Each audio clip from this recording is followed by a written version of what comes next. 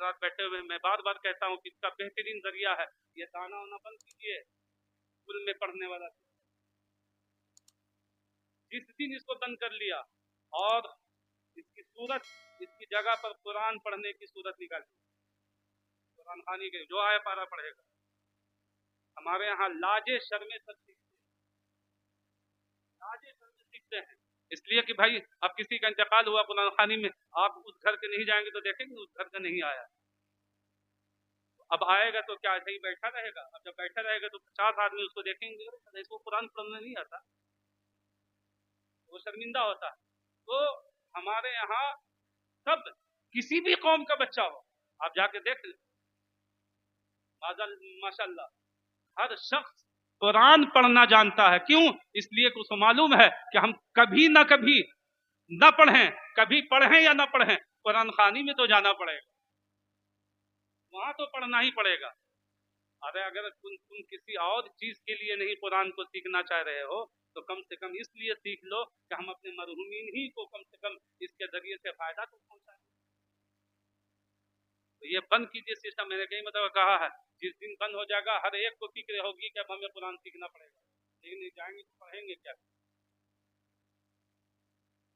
قرآن سیکھیے, قرآن سیکھیے. میں کہہ رہا ہوں قرآن میں اللہ نے بڑی برکتیں رکھی ہیں, بہت برکتیں رکھی ہیں. ایک اور بڑی علمی بحث تھی قرآن کے تعلق سے, لیکن وقت زیادہ ہو گیا ہے, گھنٹہ لگ جائے گا پاکستان جانے میں, پھر وہاں سے آنے میں پھر سحری کا وقت ہو جائے گا. پھر کبھی وقت ملا تو میں قرآن کا اعجاز دکھلاؤں گا آپ کو. یہ مختصر سا بیان اللہ رب العزت اپنی بارگاہ میں قبول فرمائے ہم سب کو.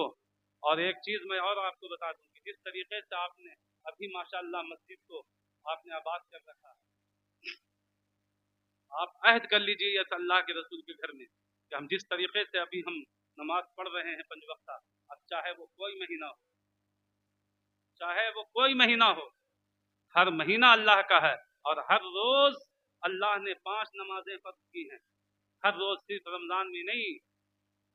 اس لیے آپ عہد کر لیجئے کہ اب یہاں سے ہم جو اٹھیں گے تو اب عید ہو, بقرعید ہو, شوال ہو, ذیقعد ہو, ذی الحج ہو, محرم ہو, سفر ہو, ربیع الاول ہو, ربیع الاخر ہو, جمادی الاول ہو, جمادی الاخر ہو, کوئی مہینہ ہو, اللہ نے ہر روز 5 وقت کی نماز ہم پر فرض کی ہے. ہم اپنی مسجد کو ہم آباد کریں گے انشاءاللہ.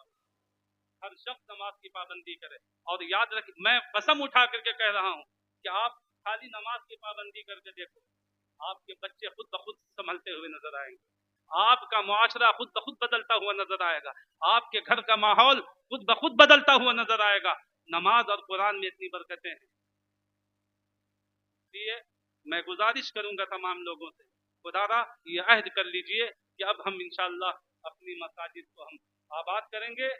یہی وجہ ہے کہ آج ہماری مساجدیں جو کھائی جا رہی ہیں, واحد وجہ یہی ہے کہ ہم نے مسجد کو ویران کر دیا, ویران کر دیا ہے.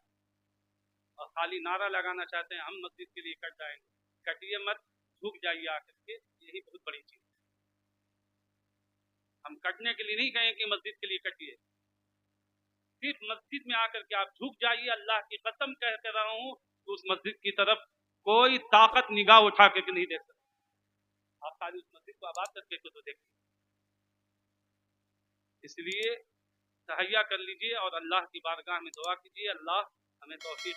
ہمیں اللہ نے مجبور مطلق نہیں بنایا ہے, ہم کو پتھر کی طرح جو ہے بالکل منجمد نہیں بنایا ہے, بلکہ اللہ نے ہمیں بااختیار بنایا ہے. اور اختیار دینے کے بعد اللہ فرماتا ہے فمن شاء فلیؤمن ومن شاء فلیکفر. ہم نے تمہیں اختیار دے دیا ہے, تم کو اچھائی بھی بتا دیا ہے, برائی بھی بتا دیا ہے, اب تم کو اختیار بھی دے دیا ہے. چاہو تو کفر اختیار کرو, چاہو تو اسلام اختیار. یہ قرآن میں اللہ نے کہا ہے نا. اس لیے آپ کمر بستہ ہو جائیں اور خود بھی نماز کی پابندی کریں. اپنے بچوں کو جب وہ مسجد میں آئے تو ظاہر ہے کہ ہر روز کچھ نہ کچھ وہ سیکھے گا, کچھ نہ کچھ وہ سیکھ کر کے جائے گا. ہر نماز میں ایک مسئلہ انشاءاللہ وہ سیکھ کے جائے گا. اس لیے میں تمام لوگوں سے بھی اور اپنی تمام ماں اور بہنوں سے بھی, آپ سب کی سب خاتون جنت کی کنیز ہو. وہ خاتون جنت, وہ خاتون جنت کی پوری دنیا کی روح قبض کرے ملک الموت حضرت اسرائیل, اور خاتون جنت کی روح قبض کرے خدا. یہ دنیا کی واحد خاتون ہے خاتون جنت جس کی غلامی اور جس کی کنیز ہونے کا دعویٰ آپ لوگ کرتی ہیں. یقین ہے میں خاتون جنت کی کنیز ہوں. اب اس کا واقعہ تھوڑا سا بس سن لیجیے. خاتون جنت کی روح اللہ نے خود بخشی ہے نا. وہ کیسے؟ حضرت ملک الموت آئے. ملک الموت آئے اور ظاہر ہے کہ واحد گھر تھا محمد رسول اللہ کا جہاں حضرت جبریل امین سید الملائکہ کی بغیر دستک کے اندر نہیں آتے. یہ صرف محمد رسول اللہ کا گھر. جو فرشتہ کسی سے اجازت نہ لے, کوئی ہو اپنے وقت کا ترم خان, کسی سے اجازت نہ لے, وہ محمد عربی کے گھر میں آئے تو دستک دے کر کے اجازت ملے تو جائے, نہیں تو واپس. اجازت ملے تب جائے. فرشتوں کا سردار, عام ایرے غیرے کی بات چھوڑیے. تو حضرت ملک الموت خاتون جنت کی روح قبض کرنے کے لیے تشریف لائے.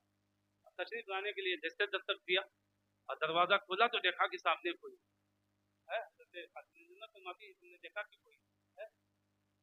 جلدی انہوں نے اپنا جو ہے وہ چادر جو تھی ان سے پورا اپنا چہرہ دیا. حضرت اسرائیل ملک الموت جب پہلا واقعہ ایسا آیا ہے, کسی نے ایسا نہیں کیا, یہ ایسا کر لیا, واپس ہو گئے. اے اللہ, اس خاتون کی روح میں قبض نہیں کر سکتا جو خاتون اتنی پردے والی ہو کہ جس سے آج تک کوئی پردہ نہ کر سکا ہو, وہ میرے سامنے پردہ کرے, میں اس کی روح قبض نہیں کر سکتا. لائبریری میں کتاب پڑھی ہے, اس کتاب کا نام ہے تفسیر روح البیان. اس کتاب کے صاحب کتاب حضرت اسماعیل حقی رحمت اللہ علیہ فرماتے ہیں کہ جب حضرت اسرائیل نے اللہ کی بارگاہ میں جب جا کر کے یہ عریضہ پیش کیا ہے کہ یا اللہ, جس کے پاس تو نے روح قبض کے لینے کے لیے بھیجا وہ تو پردہ کر رہی ہے, میں کس طریقے سے اس کا روح قبض کروں. حضرت اسماعیل حقی فرماتے ہیں تفسیر روح البیان میں, فقبض اللہ روحها, تو پھر اللہ نے حضرت اسرائیل کو نہیں بھیجا بلکہ خود اللہ نے ان کی روح کو قبض کیا. یہ واحد شان ہے حضرت خاتون جنت.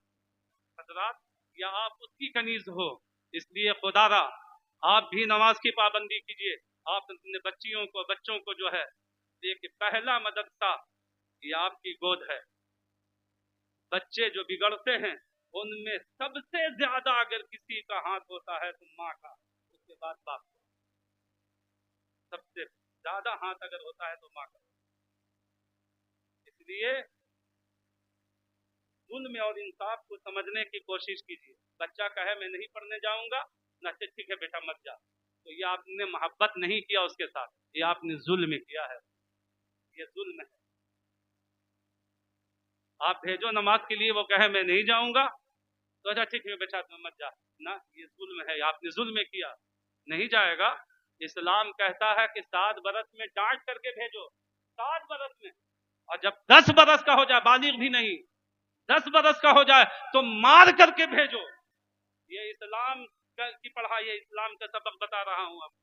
نماز کے لیے 7 برس کا ہو تو ڈانٹ کر کے بھیجو, اور جب 10 برس کا ہو جائے تو اب مار کر کے بھیجو. یہ اسلام کہہ رہا ہے. تو اب اگر کوئی اپنے بچوں کو وہ کہہ دے کہ نہیں جاؤں گا, اچھا بیٹا مر جا, تو آپ اسلام کی مخالفت کر رہی ہیں. یا باپ ہے تو اسلام کی مخالفت کر رہا ہے, بھائی ہے تو اسلام کی مخالفت کر رہا ہے. اور جو اسلام کی مخالفت کرے وہ مسلمان رہتا ہے کیا؟ سمجھیے, میں اپنی طرف سے نہیں, سب میں قرآن و حدیث کے حوالے سے آپ کے سامنے پیش کر رہا ہوں. بس یہ مختصر سا بیان تھا جو میں نے آپ کے سامنے رکھا. پروردگار عالم ہمیں حق بولنے, آپ کو حق سننے اور ہم سب کو اس پر عمل کرنے کی توفیق عطا فرمائے. آمین. وآخر دعوانا ان الحمد للہ رب العالمین. السلام علیکم.